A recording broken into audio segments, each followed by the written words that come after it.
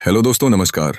मेरा नाम है विशाल और आप लोगों का बहुत बहुत स्वागत है थ्रिलर मंडे चैनल पर। उम्मीद करता हूं कि आप लोग बहुत अच्छे होंगे। आज की कहानी एक गुड़िया की है, पर यह कोई आम गुड़िया नहीं, बल्कि इसे इस धरती की सबसे श्रापित गुड़िया माना जाता है। और यह गुड़िया आज भी इस दुनिया में मौजूद है।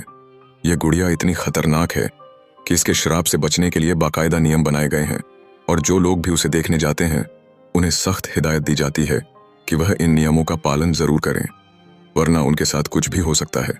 इस गुड़िया की कहानी की शुरुआत आज से तकरीबन 120 साल पहले साल 1905 से होती है। साल 1905 में अमेरिका में फ्लोरिडा के एक आइलैंड की वेस्ट के रहने वाले एक पति पत्नी थॉमस ऑसगुड ऑन्टो और मिनी एलिजाबेथ ऑन्टो छुट्टियों में अपने रिश्तेदारों से मिलने के लिए जर्मनी पहुंचते हैं। और असल में वह लोग जर्मनी के ही रहने वाले थे, जो कि बाद में अमेरिका जाकर फ्लोरिडा में बस गए थे। तो जब यह लोग जर्मनी पहुंचे तो वहीं रहने के दौरान ही एक दिन जब वह रास्ते से गुजर रहे थे, तभी उनकी नज़र एक डिपार्टमेंटल स्टोर के डिस्प्ले में रखी एक गुड़िया पर पड़ती है। वह गुड़िया देखते ही उन्हें इतनी पसंद आई कि उन्होंने तुरंत उस गुड़िया को अपने छोटे बेटे रॉबर्ट यूजीन ऑन्टो के लिए लेने का फैसला किया, क्योंकि कुछ दिनों बाद ही रॉबर्ट का 5वां जन्मदिन आने वाला था। अच्छा, साल 1905 का वह दौर आज के दौर से बिल्कुल अलग था, और उन दिनों किसी लड़के का गुड़िया के साथ खेलना एक नॉर्मल सी बात थी। तो गुड़िया देखने के बाद वह उस स्टोर में गए और उन्होंने उस गुड़िया को पूरे डिपार्टमेंटल स्टोर में ढूंढा, मगर उन्हें उस साइज की वह गुड़िया कहीं नहीं मिली। उन्हें स्टोर में सेम वही गुड़िया छोटे साइज में तो मिल रही थी, लेकिन उस साइज में नहीं मिल रही थी जैसे कि डिस्प्ले में रखी गई थी। दरअसल जिस गुड़िया को डिस्प्ले में रखा गया था उसका साइज 3 फुट 3 इंच था, मतलब कि लगभग एक छोटे 5 साल के बच्चे के साइज के बराबर। और उस गुड़िया को साल 1904 में स्टाइप कंपनी ने बनाया था, और यह वही कंपनी थी जिसने साल 1902 में पहली बार टेडी बेयर को बनाया था, जो कि काफी मशहूर हुई थी। इसके बाद उस कंपनी ने कई और खिलौने और गुड़ बनाए, लेकिन जो 3 फुट 3 इंच की यह गुड़िया उन्होंने बनाई उसे खास डिस्प्ले में रखने के लिए ही बनाया था, क्योंकि उस वक्त इतने बड़े साइज की गुड़िया कोई नहीं लेता था, जिसका मतलब यह था कि वह इकलौता इतना बड़ा साइज था पूरी दुनिया में। लेकिन थॉमस ऑन्टो और मिनी ऑन्टो को वह गुड़िया इतनी पसंद आई कि उन्होंने डिस्प्ले में से इस गुड़िया को उतरवा कर अपने बेटे के लिए खरीद लिया। और कुछ दिन और जर्मनी में अपने रिश्तेदारों के यहाँ बिताने के बाद वह लोग उस गुड़िया को लेकर वापस की वेस्ट फ्लोरिडा पहुंच गए, कि वेस्ट में उनका घर ईटन स्ट्रीट पर था। उस घर में उन दोनों और उनके बेटे के अलावा एक उनकी बड़ी बेटी भी थी, जिसका नाम मिसबा ऑन्टो था। और रॉबर्ट का ख्याल रखने के लिए उन्होंने एक नैनी भी रख रखी थी, जिसका नाम एमलिन एबर्ट था, जो कि अपनी एक छोटी बेटी कैरोलाइन को भी अपने साथ रखती थी। खैर, इसके कुछ दिनों बाद जब 25 अक्टूबर 1905 को रॉबर्ट का 5वां बर्थडे आता है, तो उसका जन्मदिन बहुत धूमधाम से मनाया जाता है और उसे सभी से बहुत सारे गिफ्ट मिलते हैं। और उस गिफ्ट में से जो सबसे बड़ा गिफ्ट था वह वही गुड़िया थी जिसे उसके माँ बाप जर्मनी से लेकर आए थे। और इतना बड़ा गिफ्ट देखकर रॉबर्ट बहुत खुश हो जाता है। लेकिन रॉबर्ट जैसे ही वह गिफ्ट खोलता है तो उस गुड़िया को देखते ही वह अचानक से उसकी आंखों में इतना खो जाता है कि अपने बाकी के गिफ्ट को वहीं छोड़कर वह उस गुड़िया को लेकर अपने कमरे में चला जाता है, जो कि उसके माँ बाप को बहुत अजीब लगता है। अब रॉबर्ट अपना खाना पीना छोड़कर बस उसी गुड़िया के साथ लगा रहता। आमतौर पर यह नॉर्मल बात होती है, बच्चे ऐसा करते हैं शुरुआत में। तो उसके माँ बाप को भी यही लगा कि बचपन का खिलौना है, ठीक है। मगर फिर उन्होंने नोटिस किया कि रॉबर्ट घंटों तक हद से ज्यादा अपना वक्त अकेले में उसके साथ अपने कमरे में बिताने लगा था। वह उससे बातें करता, उसके साथ खेलता, उसके साथ सोता, मतलब कि वह एक पल भी उस गुड़िया के बिना नहीं रहता था। उस गुड़िया के आने के बाद से रॉबर्ट की हर खिलौनों से दिलचस्पी खत्म हो गई और वह सिर्फ और सिर्फ उसी गुड़िया पर ध्यान देने लगा, जैसे कि वो उसकी जिंदगी बन गई हो। यहाँ तक कि उसने अपना पहला नाम, जो कि रॉबर्ट था, वो तक उस गुड़िया को दे दिया और अपनी सबसे फेवरेट नाविक वाली ड्रेस भी उसे दे दी। और आज भी उस गुड़िया को उसी नाम यानी रॉबर्ट द डॉल के नाम से पुकारा जाता है। और उसने आज भी वही नाविक वाले कपड़े पहन रखे हैं जो कि रॉबर्ट ने उसे दिए थे। और यह नाम वाली बात आप याद रखिएगा। इसके बाद अब होने यह लगा कि जब भी रॉबर्ट को उसके नाम से पुकारा जाता तो वो गुस्सा हो जाता और कहता कि मेरा नाम यूजीन है और रॉबर्ट उसकी गुड़िया का नाम है। धीरे धीरे वक्त के साथ घर के अब सभी लोग उस गुड़िया को रॉबर्ट और उसे यूजीन कहने लगे। और वक्त बीतने के साथ उन दोनों की यह दोस्ती ऐसे हो गई जैसे कि दो जिंदा इंसानों की दोस्ती हो। लेकिन यह चीजें अब उसके माँ बाप को परेशान करने लगी। एक रात हुआ यह कि यूजीन की माँ मिनी उसके कमरे के बाहर से गुजर रही थी। तभी उनको यूजीन के कमरे से उसकी आवाज आई, जैसे कि वह किसी से बात कर रहा है। यह सुनकर वह दरवाजे पर कान लगाकर उसकी बातें सुनने लगी। तभी उन्हें एक और भारी सी आवाज आई जो कि यूजीन की बातों का जवाब दे रही थी। यह सुनते ही उनके होश उड़ गए और वह घबराकर तुरंत दरवाजा खोलकर यूजीन के कमरे में गई तो देखा कि यूजीन के अलावा उस कमरे में और कोई दूसरा इंसान नहीं था। जब उन्होंने यूजीन से पूछा कि वह किससे बात कर रहा था तो वह बोला कि वह रॉबर्ट यानी अपनी गुड़िया से बात कर रहा था। मिनी को उसकी बातों पर बिल्कुल भी विश्वास नहीं हुआ और उन्होंने उससे फिर से पूछा और इस बार भी उसने वही जवाब दिया। इसके बाद उन्होंने पूरा कमरा खंगाल डाला, लेकिन उन्हें यूजीन और उसकी की गुड़िया के अलावा पूरे कमरे में और कोई नहीं मिला। और यह पहली बार था जब उन्हें रॉबर्ट यानी उस गुड़िया से डर लगा था और यह चीज अब उनके दिमाग में घर कर गई। खैर, इसके बाद करीब 1 साल बीत जाता है, मगर वक्त बीतने के साथ अब घर में और अजीब अजीब चीजें होने लगी थीं। घर में कई सामान अपने आप टूटने लगे, चीजें इधर उधर होने लगीं और अक्सर जब भी घर का कोई सामान टूटता या इधर उधर होता तो वहां पर रॉबर्ट और यूजीन होते। उसकी मां को लगता कि यह उसके बेटे यूजीन की हरकत है, मगर जब वह उससे पूछती तो वह कहता कि यह उसने नहीं किया है और कहता कि यह रॉबर्ट ने किया है। अब धीरे धीरे उसकी मां का यह डर और बढ़ने लगा और उन्हें लगने लगा कि यह सब उस गुड़िया की वजह से ही हो रहा है। इसलिए एक दिन उन्होंने गुस्से में आकर रॉबर्ट को यूजीन से छीनकर एक अलमारी में बंद कर दिया और उसे बाहर से लॉक कर दिया और उन्हें लगा कि अब सब कुछ ठीक हो जाएगा। लेकिन उस घर में सिर्फ एक उसकी मां ही नहीं थी जो डर के साए में थी, बल्कि घर के दूसरे सदस्य भी रॉबर्ट किड को महसूस कर रहे थे और उन्हीं में से एक था उनका नौकर जॉर्ज, जो कि उस घर में काम करता था। एक दिन हुआ यह कि जब जॉर्ज रात के वक्त बर्तनों की सफाई कर रहा था, तभी अचानक से उसे एक दरवाजा खुलने की आवाज आई। पहले तो उसने उस आवाज को अनसुना कर दिया, लेकिन इसके थोड़ी देर बाद ही उसे किसी के कदमों की आहट भी सुनाई दी, जैसे कि कोई सीढ़ी चढ़ रहा हो। और जब उसने सीढ़ी की तरफ जाकर देखा तो वह डर से कांप उठा और उसकी आंखें फटी की फटी रह गईं। उसने देखा कि अलमारी का दरवाजा खुला हुआ है और यह वही अलमारी थी जिसमें मिनी ने रॉबर्ट को बंद किया था। और फिर जब उसने सीढ़ी की तरफ देखा तो वहां पर रॉबर्ट अकेला खड़ा था, बिना किसी सहारे के, और वह उसे ही घोड़ रहा था। और यह देखते ही उसकी हवा खराब हो गई, जिसके बाद वह उस घर से हमेशा के लिए चला गया और फिर कभी वापस नहीं लौटा। खैर, इसके बाद वक्त गुजरता है, लेकिन घर में अजीब चीजें होने का सिलसिला नहीं थमता और वक्त के साथ घर के सभी लोग उन्हीं हालातों में रहना सीख लेते हैं। इसी बीच यूजीन के पिता थॉमस ऑसगुड ऑन्टो की भी मौत हो जाती है और तब तक यूजीन ऑन्टो भी बड़ा हो चुका था। बड़े होने के बाद अब होता यह है कि उसका खिलौनों से ध्यान हटने लगता है, जो कि ऐसा होना लाजमी भी है। और फिर एक ऐसा वक्त आया जब उसने रॉबर्ट डिडॉल को एक सूटकेस में रखकर उसे तय खाने में रख दिया और खुद अपना करियर बनाने के लिए निकल पड़ा। पहले तो यूजीन ऑन्ट ने आर्किटेक्ट की पढ़ाई की, लेकिन उसमें उसका मन नहीं लगा क्योंकि वह एक पेंटर बनना चाहता था। इसलिए साल 1920 के दशक में वह पेरिस पहुंच गया। उन दिनों पेरिस में काफी बड़े बड़े कलाकार, आर्टिस्ट, राइटर और दुनिया के बेहतरीन पेंटर्स मौजूद थे। और उस दौर में जिसको भी आर्टिस्ट, पेंटर या राइटर बनना होता था वह पेरिस का ही रुख अपनाता था। इसलिए यूजीन ऑन्टो भी वहां पहुंच गया और कुछ बेहतरीन आर्टिस्टों की देखरेख में उसने अपना पेंटिंग का करियर शुरू किया और एक अच्छा खासा पेंटर बन गया।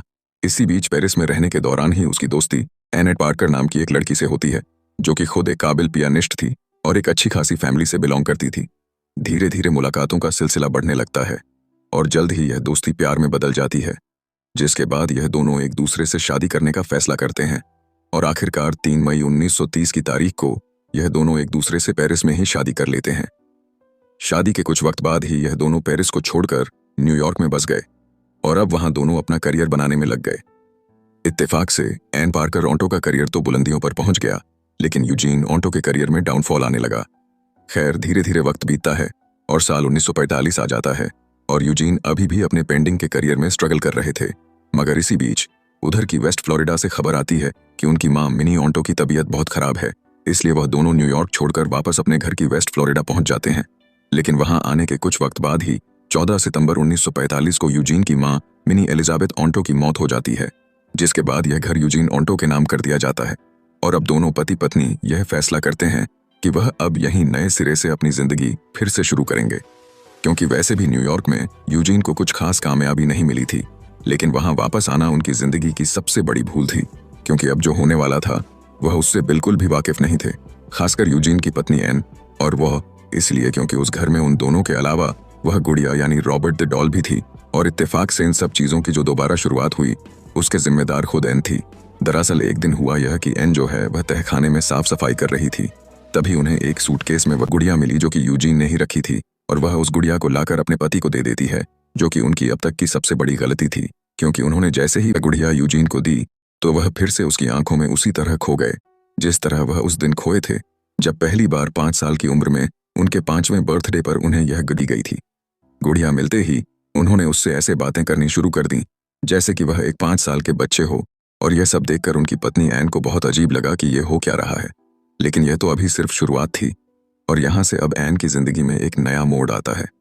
अब जैसे पहले यूजीन की माँ को कमरे से उनकी और उस गुड़िया यानी रॉबर्ट की बात करने की आवाज आती थी, उसी तरह अब ये आवाजें उनकी पत्नी एन को भी आने लगी, और यह बातें सुनकर अब उन्हें भी रॉबर्ट से डर लगने लगा था। साल 1950 आते आते अब घर के अलावा बाहर के लोगों में भी उस गुड़िया का डर फैलने लगा था।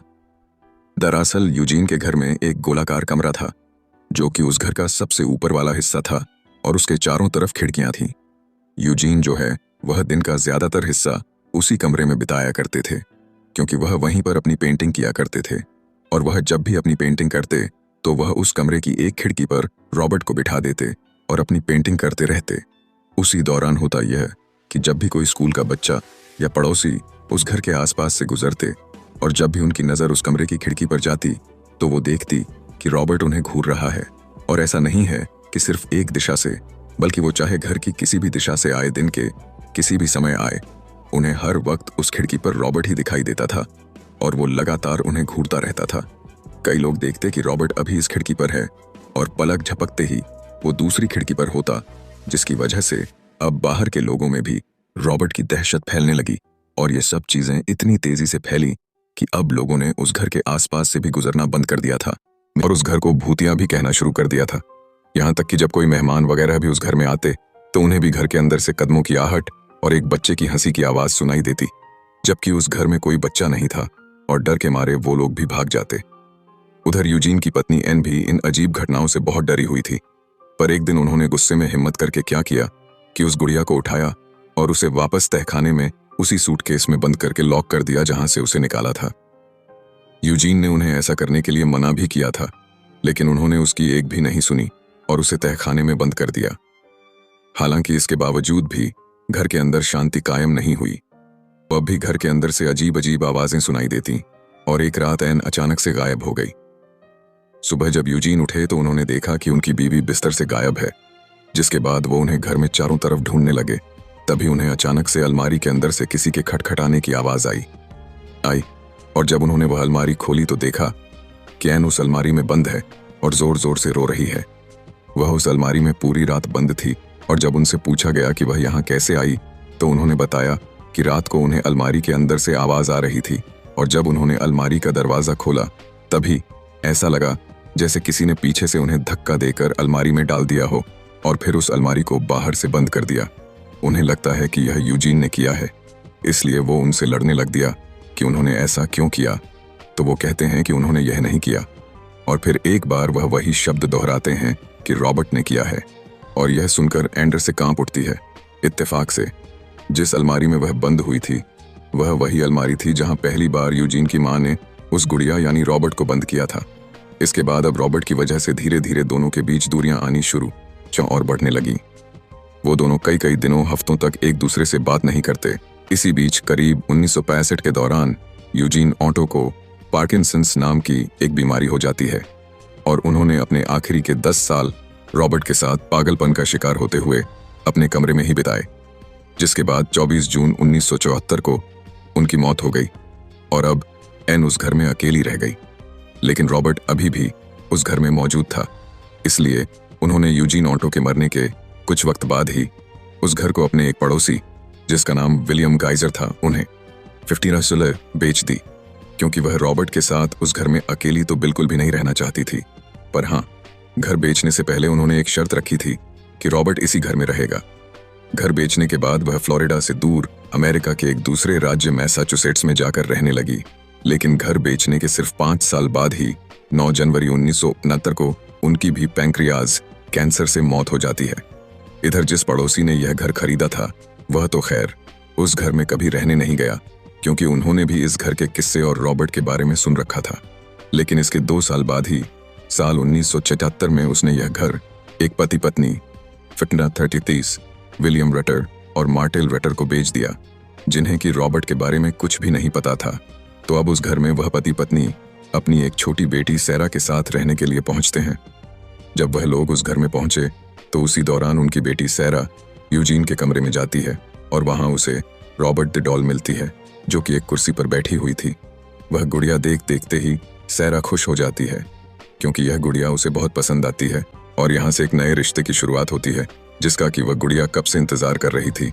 और क्योंकि सैरा को रॉबर्ट के सोल्टन 11 बारे में कुछ भी पता नहीं था, इसलिए वह उसके साथ दिन रात खेलने लगी, उससे बातें करने लगी।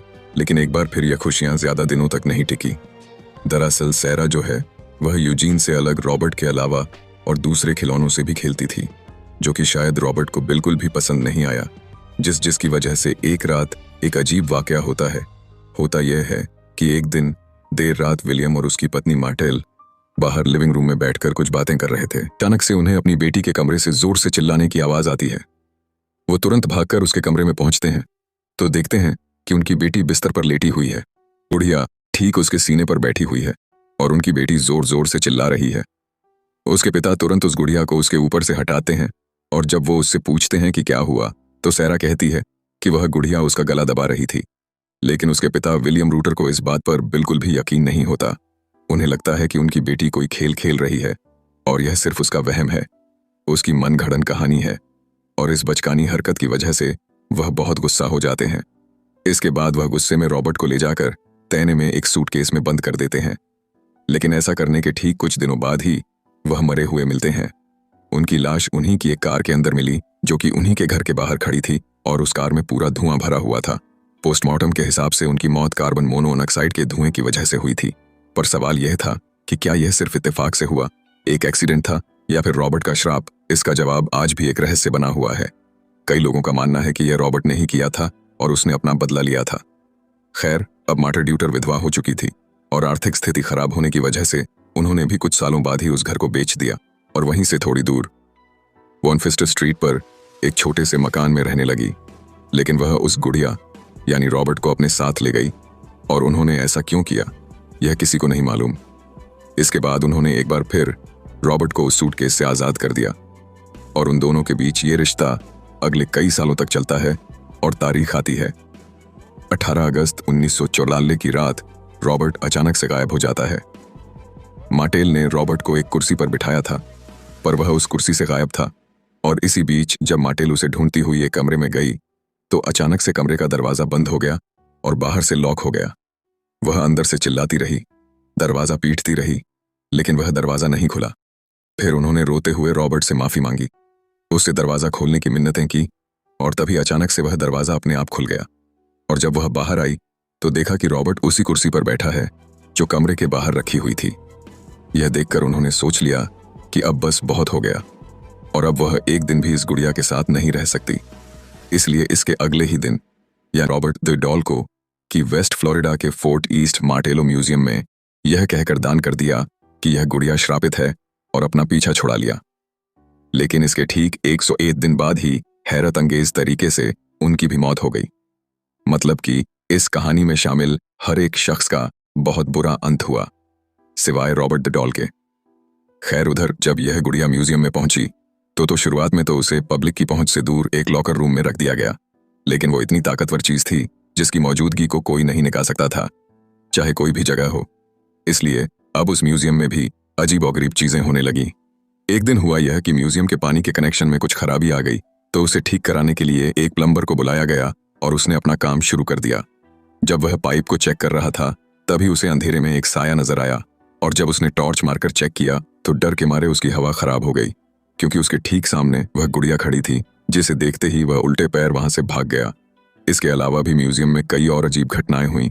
कभी कोई सामान गायब हो जाता, कभी चीजें इधर उधर होने लगती और हर घटना के अंत में रॉबर्ट द डॉल मिलती और धीरे धीरे उसकी यह कहानी बाहर फैलने लगी। जिसकी वजह से हुआ यह कि अब रॉबर्ट को देखने के लिए म्यूजियम के बाहर भीड़ लगने लगी।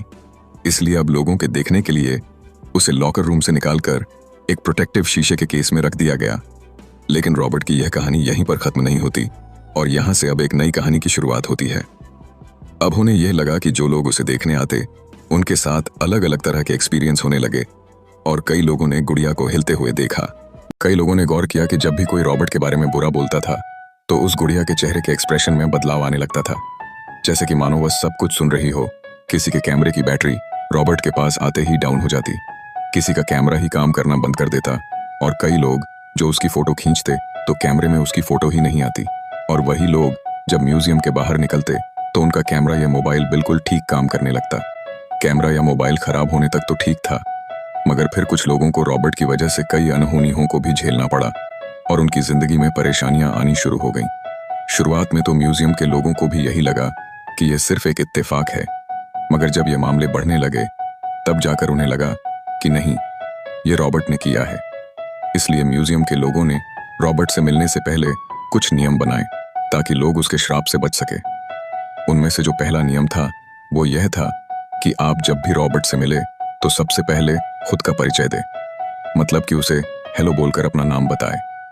दूसरा, कि रॉबर्ट के साथ हमेशा अदब से पेश आए, उससे सादगी से बात करें और उसे इज्जत दे। गलती से भी उसका मजाक ना उड़ाए, क्योंकि ऐसा करना खुद की जिंदगी तबाह करने जैसा हो सकता है। तीसरा, कि हमेशा रॉबर्ट की फोटो खींचने से पहले उसकी इजाजत ले बिना इजाजत के गलती से भी उसकी फोटो ना खींचे। और चौथा, कि वहां से जाते समय उसे गुड बाय कहना ना भूले और अपने सारे रिश्ते वहीं खत्म कर दे, और तब जाकर आप उसके श्राप से बच सकते हैं। मगर कुछ लोग होते हैं ना, डेढ़ शने टाइप के या कूल बनने वाले या इन सब चीजों को ना मानने वाले ऐसे लोग, जिन्हें जिस चीज को करने को मना किया जाए वह वही चीज जानबूझकर करते हैं। उन जैसे लोगों ने नियम जानने के बाद भी उसे नहीं माना, जिसका नुकसान बाद में उन्हें झेलना पड़ा। ऐसे हजारों लोग हैं जिन पर उस गुड़िया के शराब का असर पड़ा। कई लोगों की नौकरियां चली गईं, कईयों का एक्सीडेंट हो गया, कईयों के घरों में अजीबोगरीब घटनाएं होने लगी। लोगों को घर में साए दिखने लगे और वह अपने घर में ही डर डर के रहने लगे। यहाँ तक कि कई मौतों का जिम्मेदार भी रॉबर्ट को ही माना जाता है और उसको दोष देने की लिस्ट बहुत लंबी है। बहुत ही जल्द म्यूजियम में लेटर्स आने का सिलसिला शुरू हो गया, फिर ईमेल्स आने लगे, सोशल मीडिया पर मैसेज आने लगे और लोग अपनी गलती का एहसास होने के बाद उन खतों, मेल्स और मैसेज के जरिए रॉबर्ट से अपनी गलती को माफ करने की भीख मांगने लगे, क्योंकि उन्होंने नियमों के पालन नहीं किए थे और तब जाकर उनकी जिंदगी पहले जैसी हुई। बाद में कई पैरानॉर्मल एक्सपर्ट जो भूत या आत्माओं के होने का पता लगाते हैं, वह लोग भी रॉबर्ट की जांच के लिए वहां गए और जितने भी एक्सपर्ट थे उन्होंने भी यह माना कि उसके अंदर कोई ना कोई शक्ति जरूर मौजूद है। और वह इसलिए क्योंकि जब वो अपना K2 मीटर, जो कि आत्माओं वगैरह की मौजूदगी का पता करने के लिए बनाई जाती है, उसे जब रॉबर्ट के पास लेकर गए तो उस पर भी हलचल होने लगी थी। यहाँ तक कि जब एक फोटोग्राफर जो कि रा की फोटो लेती थी, वह जब रॉबर्ट की फोटो लेने पहुंची तो जो रिजल्ट सामने आया उसने सभी को हैरान कर दिया। ऑरा जो है वह दरअसल एक एनर्जी फील्ड होता है जो कि हर एक जिंदा चीज में मौजूद होता है, चाहे वह इंसान हो, जानवर हो, कीड़े मकोड़े हो या फिर पेड़ पौधे। हर जिंदा चीज का एक ऑरा होता है। यह जो रा की फोटो होती है उसे एक स्पेशल SLS कैमरे से लिया जाता है, जो कि एनर्जी फील्ड का एक मैप बना लेता है। वह कैमरा एक इंसान या किसी भी जिंदा चीज का मैप तो बना सकता है, पर एक बेजान गुड़िया का नहीं। मगर चौंकाने वाली बात यह थी कि उस कैमरे ने रॉबर्ट का भी मैप बना दिया और इस चीज ने सभी एक्सपर्ट को हैरान कर दिया। इसी के बाद रॉबर्ट के रहस्यों के बारे में और जानने के लिए सिंडी काजा को बुलाया गया, जो कि अमेरिका की एक बहुत ही मशहूर आत्माओं या मरे हुए इंसानों से बात करने की एक्सपर्ट थी। वह जैसे ही रॉबर्ट के करीब गई तो उन्हें महसूस हुआ कि बहुत सारी शक्तियां जुड़ी हुई हैं और उसमें सिर्फ एक आत्मा नहीं बल्कि कई आत्माएं हैं, और वो इसलिए क्योंकि यह गुड़िया खुद में ही एक पोर्टल है। किसी ने उस गुड़िया पर काला जादू करके उसके अंदर एक पोर्टल को बना दिया है ताकि आत्माएं उसकी तरफ आकर्षित हो, और यह आत्माएं धीरे धीरे वक्त के साथ उसके साथ जुड़ती चली गई। पब्बो से जहां भी जाता है आत्माएं रॉबर्ट से जुड़ती चली जाती है, खास तौर से बच्चों की आत्माएं, और यह गुड़िया उन आत्माओं को ज्यादा आकर्षित करती है जिसका मकसद अधूरा रह गया हो। उन्होंने बताया कि इस पोर्टल को बंद करना थे बहुत मुश्किल है, क्योंकि यह नहीं पता कि इसे बनाया कैसे गया था। हालांकि उन्होंने यह भी बताया कि रॉबर्ट के साथ जुड़ी सारी आत्माएं बुरी नहीं है, बस एक आत्मा है जो ऐसी काली शक्ति है जो बहुत गुस्से में है और बहुत बुरी है, और यही वह आत्मा है जो लोगों को नुकसान पहुंचाती है और डराती है। तो सारी चीजें देखने के बाद इसमें कोई शक नहीं कि वो गुड़िया श्रापित है। चाहे वो रा की फोटो हो, पैरानॉर्मल एक्सपर्ट की राय या फिर लोगों के बुरे अनुभव हो। और यह एक दो लोगों के साथ होता तो लगता भी कि यह सिर्फ एक इत्तेफाक होगा, मगर रॉबर्ट को लेकर बुरे अनुभवों के किस्से भरे पड़े हैं। पर सवाल यह आता है कि एक गुड़िया श्रापित कैसे हो सकती है। तो इसके पीछे की दो बहुत ही अहम वजह दी जाती है, जिनमें से एक मान्यता है और एक बहुत पुरानी कहानी। इनमें से जो पहली वजह है वह एक मान्यता पर आधारित है। कई पुरानी कथाओं और किस्सों में कहा जाता है कि अगर हम किसी को अपना नाम दे, उसे अपने कपड़े दे, तो हम किसी को अपनी पहचान दे रहे हैं, खास तौर से एक पुतले या एक गुड़िया को। और ऐसा करके हम उसके अंदर अपनी प्राण शक्ति भर रहे हैं। और रॉबर्ट यूजीन ऑन्टो ने तो जब अपना पहला नाम यानी रॉबर्ट उस गुड़िया को दिया था, तो उससे वादा भी किया था कि आज से तुम्हें इसी नाम से जाना जाएगा। इसलिए कहते हैं कि यही वह कारण था कि उस गुड़िया में जान आ गई। इसके अलावा जो दूसरी वजह है वह एक कहानी है, और यह वह कहानी है जो लोगों के बीच आम है, और इस कहानी का जिक्र सिंडी काजा ने भी किया था। कहानी जो है वह यूजीन की नैनी एमलिन एबट की है, उसके अधूरे मकसद की है, और वह इस कहानी का बहुत अहम हिस्सा था। आपको याद है, मैंने आपको कहानी की शुरुआत में बताया था कि यूजीन की नैनी एमलिन अपनी एक छोटी बेटी कैरोलाइन को भी अपने साथ रखती थी। कहते हैं कि यूजीन की नैनी एमलिन और यूजीन के पिता थॉमस ऑन्टो के बीच अवैध संबंध थे, और कैरोलाइन जो है वह उन्हीं दोनों की नाजायज औलाद थी।